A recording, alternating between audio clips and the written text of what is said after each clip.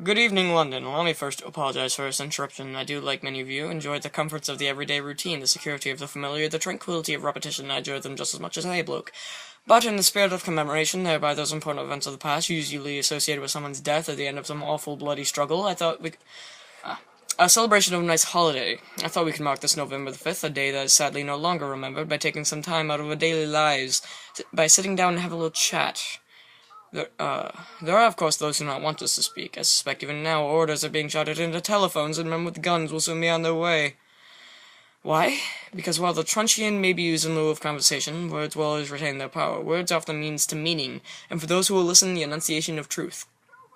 And the truth is, there's something terribly wrong with this country, isn't there? Intolerance and injustice, cruelty and oppression. Now, once you had the freedom to object, to think and speak as you once saw fit, they now have censors and systems of surveillance coercing your conformity and soliciting your submission.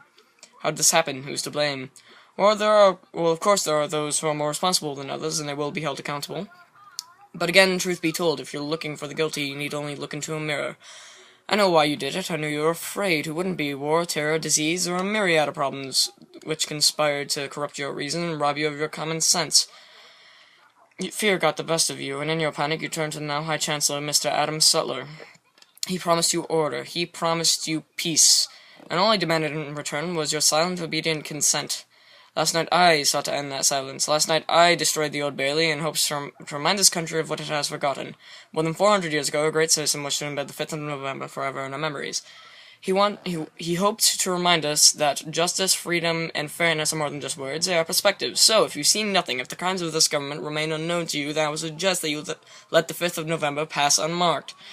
But if you see as I see, if you feel as I feel, and if you seek as I seek, then I ask you to stand beside me 1 year from tonight outside the gates of Parliament, and we'll give them a 5th of November that shall never ever be forgot.